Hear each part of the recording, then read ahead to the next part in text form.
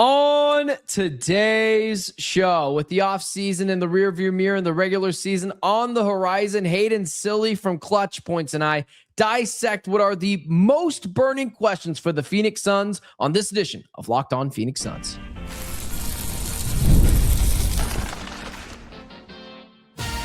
You are Locked On Suns, your daily Phoenix Suns podcast, part of the Locked On Podcast Network, your team every day. What is up?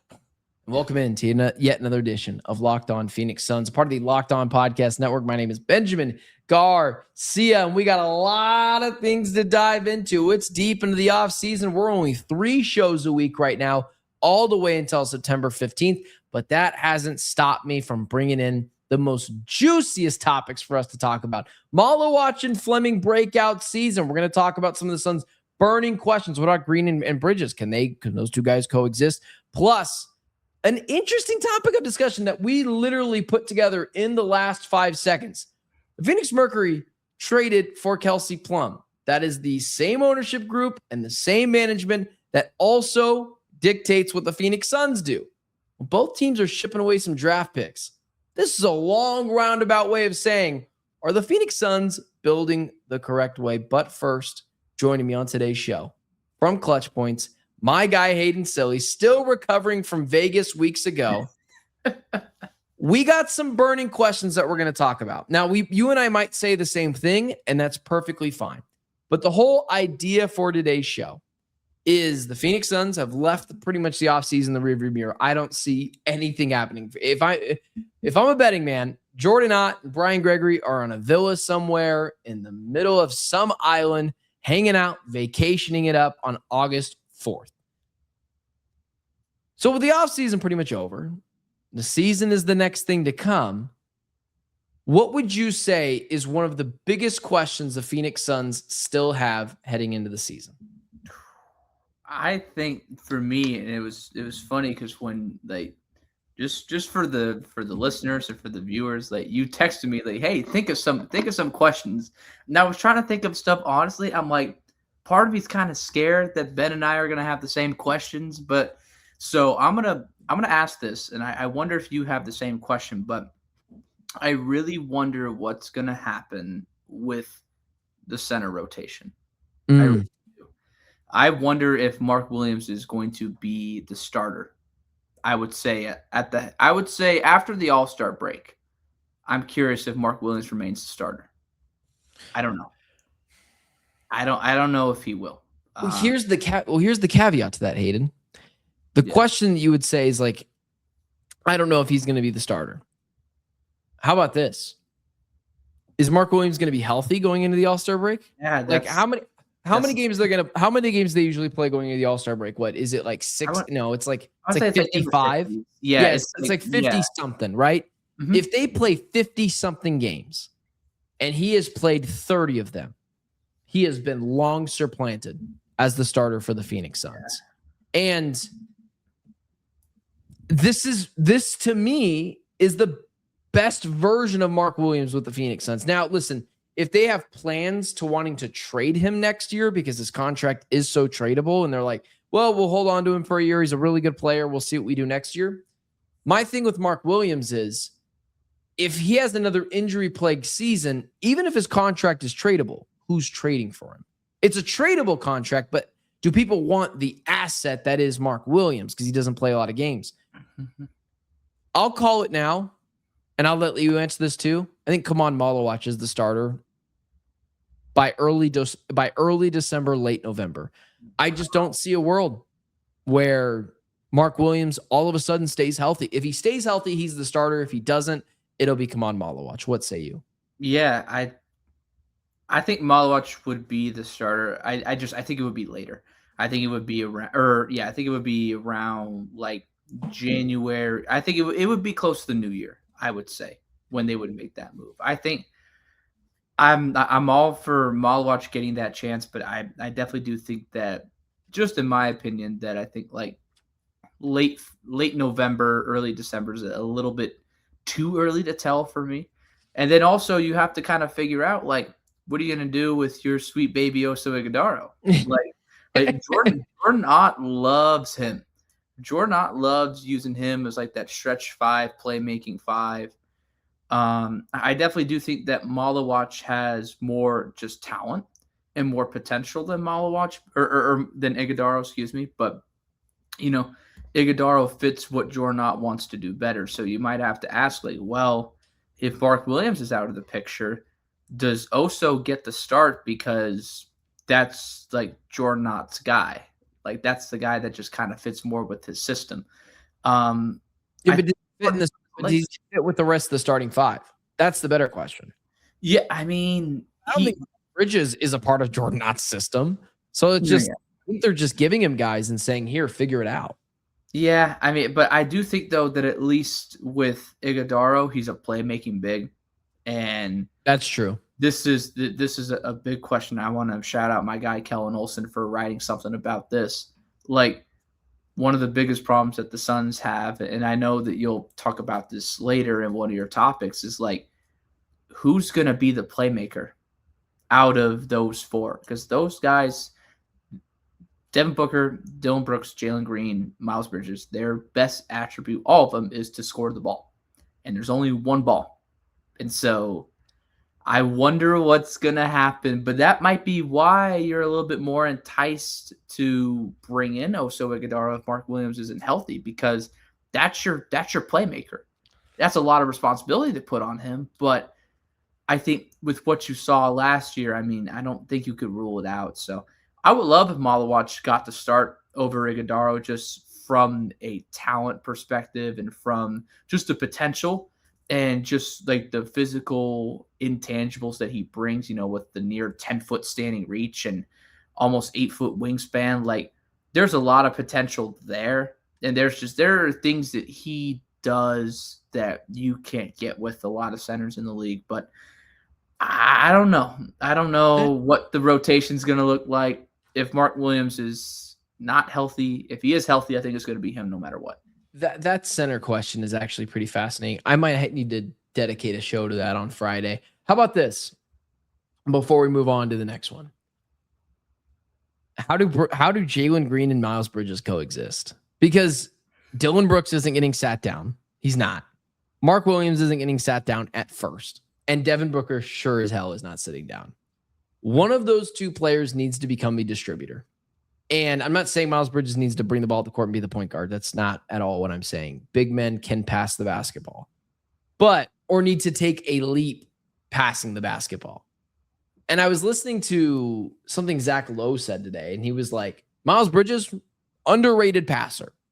And I was like, I don't know if that's the case. But my concern is at some point, we're going to have discussions about someone going to the bench, and I think it's going to be Jalen Green simply because of a fit perspective in the lineup. I am really curious to see how Jalen Green and Miles Bridges, who are basically facsimiles of each other, are going to coexist. Both guys want to attack the rim. Both guys don't do it super efficiently. Both guys are inconsistent defenders, although at times willing defenders, and they want to shoot mid-range jumpers now. It feels like the Suns went and got a bigger, older Jalen Green. I don't know how that's going to fit in the starting lineup, Hayden. I don't know how those 2 guys specifically are going to fit together. I already had problems with one Jalen Green. Now we're doubling it and giving it to the next guy. Unfortunately, I'm the next guy. So we'll see how that works. You and I were talking about being called a hater. Woo, watch what you say here. The comment section will call you a hater. Yeah, I love them. I love them, but they will call you a hater. I love my haters. Honestly, I think that it's a really good point you make about it is like 2 of Jalen Green out there, but it's an older and not as athletic Jalen Green. I will say, though, I think Zach Lowe has a point about Miles Bridges being an underrated passer. I think he's more than capable of being a willing passer. But this is a guy that in Charlotte has been like basically the go-to scorer, I would say, outside of last year. His role has been to score. Granted, he really think so over Melo? Like, you think so even over Melo? Melo? I mean, but like Melo's to be fair, Melo's never on the court. That's also a good point. Yeah, but like Melo was more of like like a Distributor. playmaker in terms of the points he would score. So much of the points he would score would come off pick and roll, would come off DHOs, would come off of just flying around screens. Miles Bridges is a guy that wants the ball in his hand in order to make plays. I do think, though, that Jornot will get very creative with them. I know that there will be a lot of, like, you talk about the mid-range game, there could be a lot of, like, putting Miles Bridges in that dunker spot, so to speak. I think, like, that could work out really well. But it's you have, like I said earlier, you have 4 guys with 1 ball. And that's 4 guys that want to score, and there's 1 basketball. Like, that's hard. That's hard. Jalen Green, I think, has been a willing passer, definitely, especially I think in the pick and roll more so. That is true. More like definitely towards agree. the top of the key. Him and Oso in particular have they showed a lot of improvement from what I saw, and it was kind of funny because, like, I asked Jalen Green about those improvements, and he's like, I don't say he got offended, but he's like, I've been a good passer, and I'm like, maybe you have. I haven't seen it. Like, I haven't seen it. And, like, not in a mean way, just like I haven't seen a big enough sample size for me to be like, okay, he's a Devin Booker level passer, right? Mm-hmm. But I'd agree. I think he's a better. I think I mentioned this during the season. I was like, oh, he's a better passer than I give him credit for. Yeah, like, and it's just more so the decisiveness to be a passer. I think that Miles Bridges more so would succeed, like, in the short roll of passing, if that makes sense. Like, in the pick and roll, like, more kind of like a mid post stuff.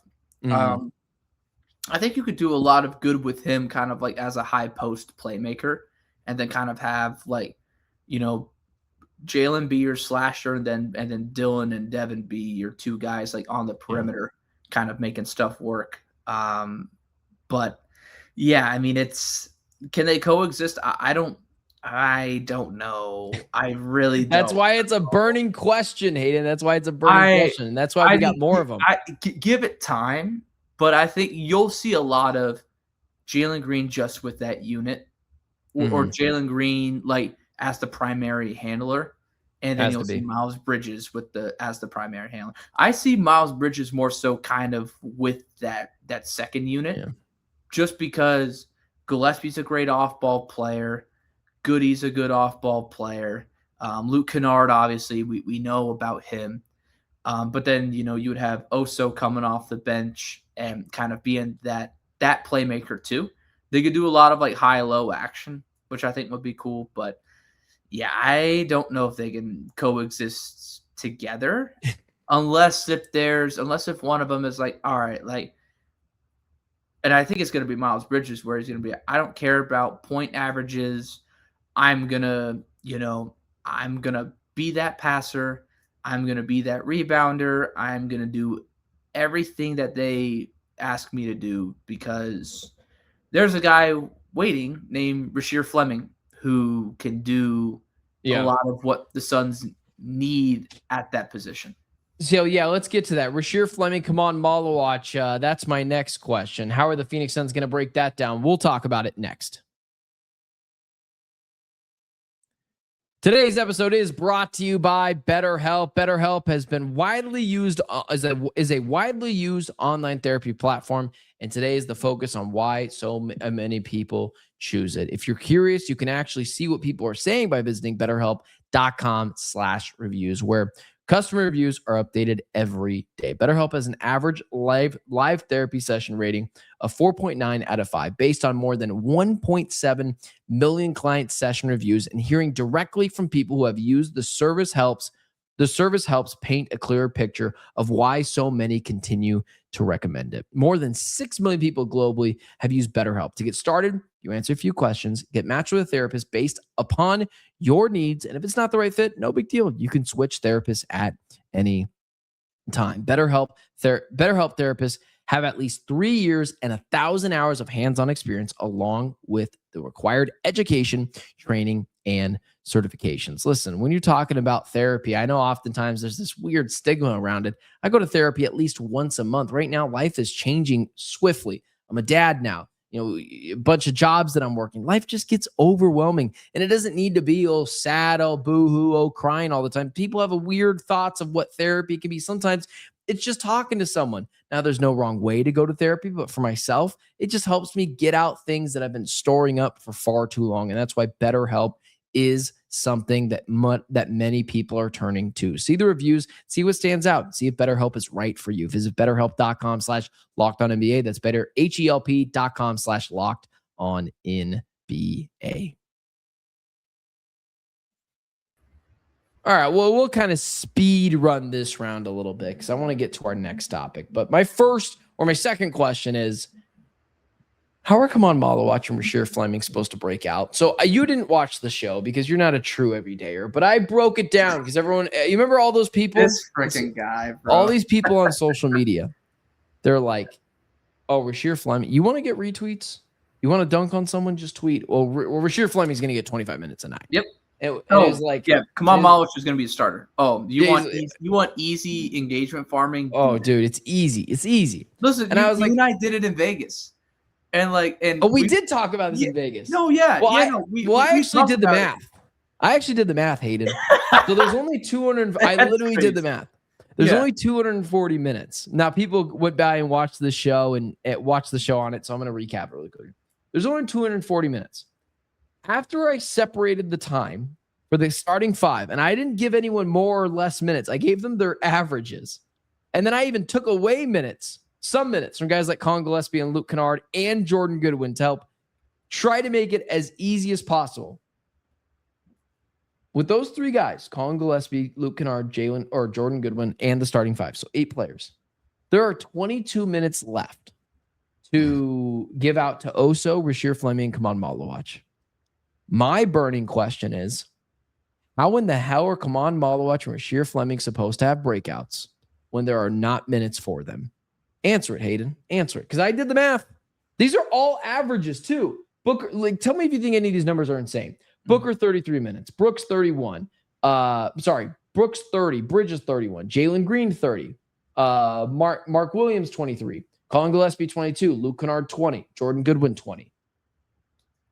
22 minutes left between Rasheer, Kaman, and Oso. And people are telling me, okay, just sit Oso. Let's go to Fantasyland for a second, Hayden, and let's act like they're going to do that. Okay, fine. They have 22 minutes to give, so 11 minutes apiece to give to Rasheer Fleming and Kaman Maluach. They're supposed to become breakout players with 11 minutes apiece. And again, let's not go to Fantasyland. They're playing Oso Ighodaro. Yeah. I'll let you take that. There's an easy answer. It's not possible. If we're being logical here, it's not possible. And that's not to say that they don't have the talent to do so. You and I saw it firsthand in Vegas in Summer League. But 1A, 1B. Yeah. And there's an inside joke in there. I apologize. Oh, I love it. The inside joke was that me and Eden were the only people there left in Vegas, and we felt like the top Suns reporters for a week. We did for 2 days. It was great. So we were 1A, 1B. That's the joke. I'm sorry. Listen, Lord Will and I have kids. I'll tell them, be like, listen, for 3 days, we were the guys. For 3 days, we were top dogs.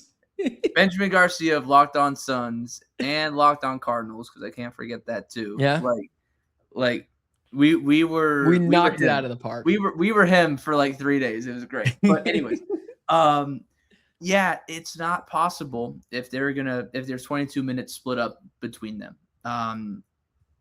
Which again goes back to my question of is Mark Williams really going to be the starter? Because so you don't think that's set in stone? Interesting. I don't think so. I don't.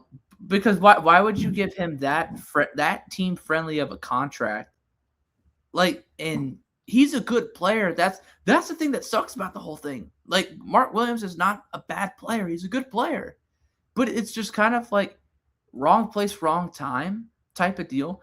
I won't lie to you, Ben. I still don't know why they re-signed him. I don't really know. Because they couldn't let him walk for nothing and giving up first-round picks for him.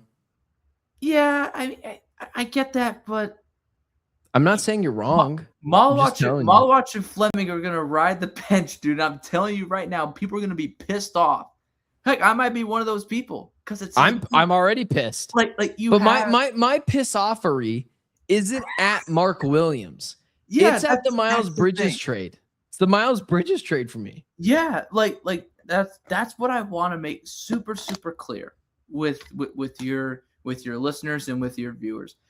I am not mad at Mark Williams. This is not Mark Williams' fault at all.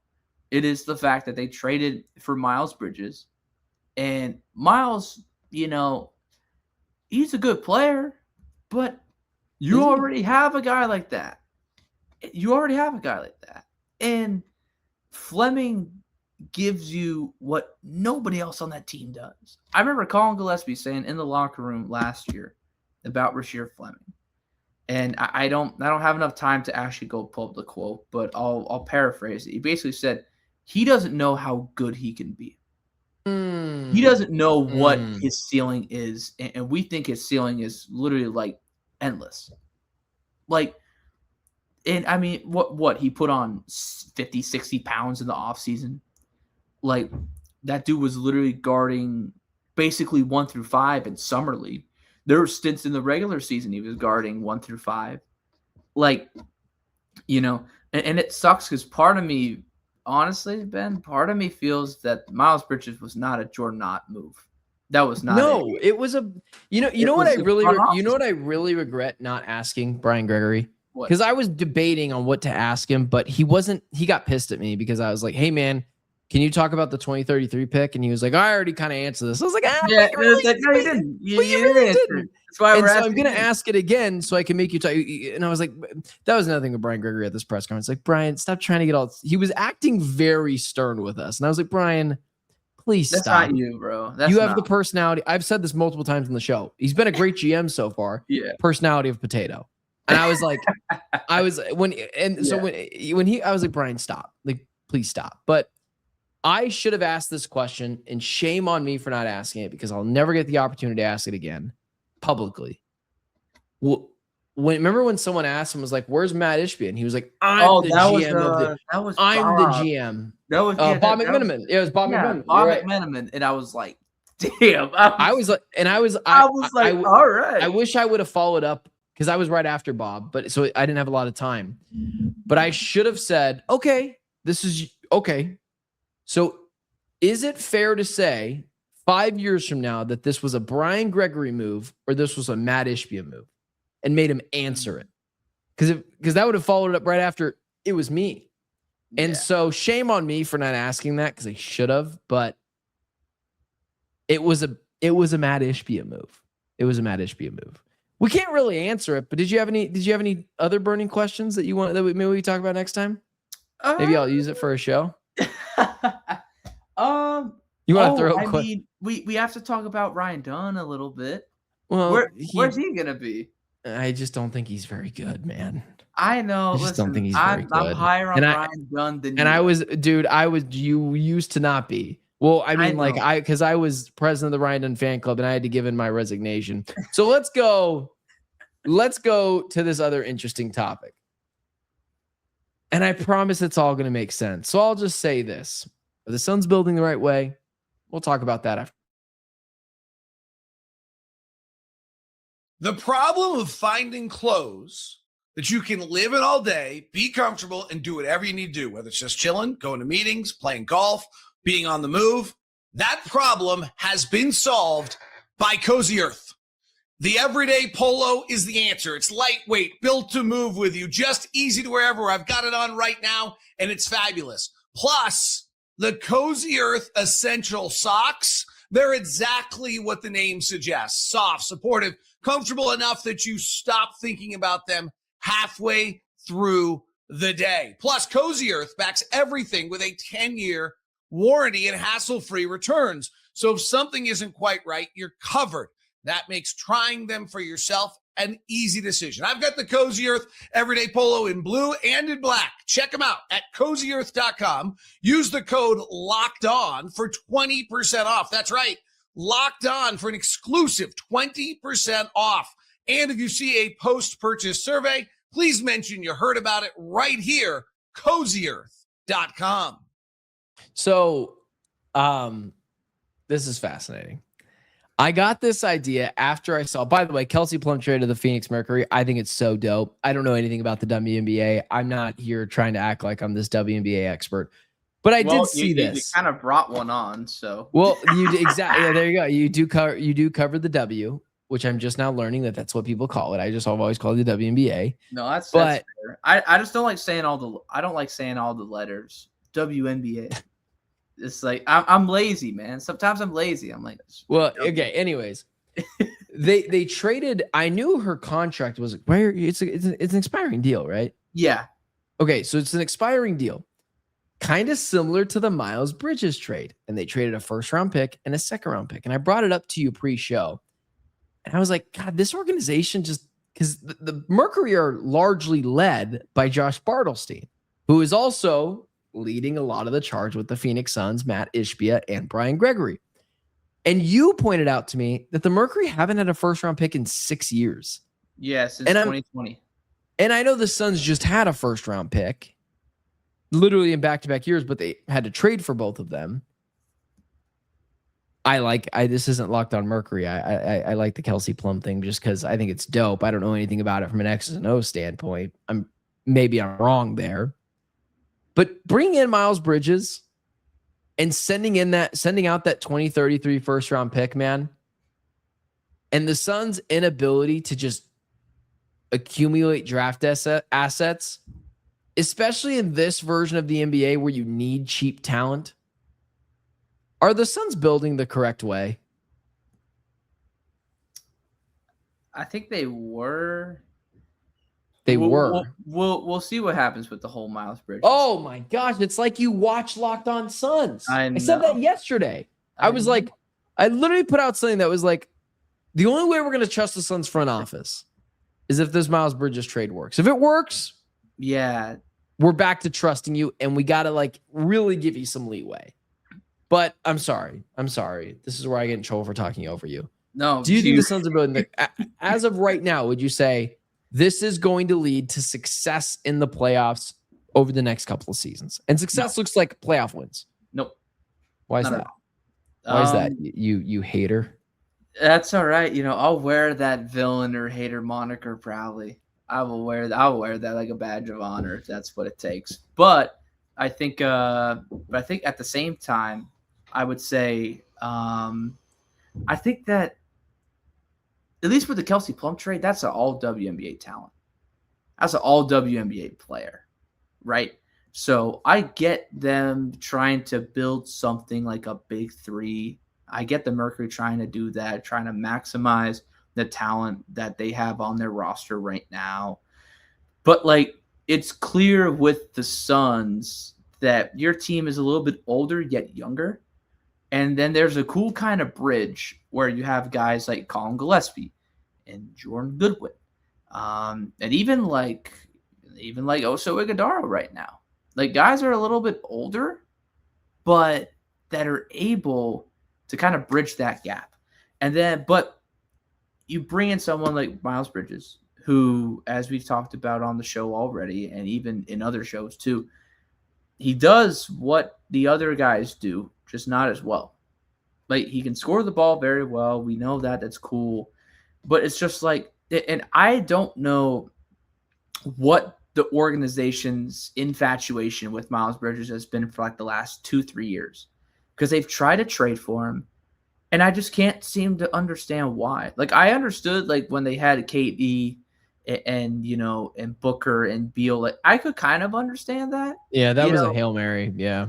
I get that. But right now, what's this team's identity? This team's identity is playing defense, being athletic, getting out in transition, a lot of shots inside the paint, and then a lot of three-pointers. And just guys that are willing to do what is asked of them. And who knows? Maybe Miles Bridges will blow me away and I'll look like the biggest idiot ever. Which we're rooting for, by the way. Yeah, I hope so.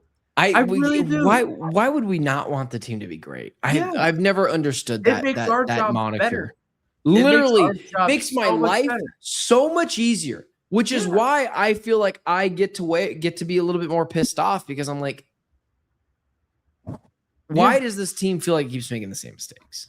It's like a cycle. Like they do so well.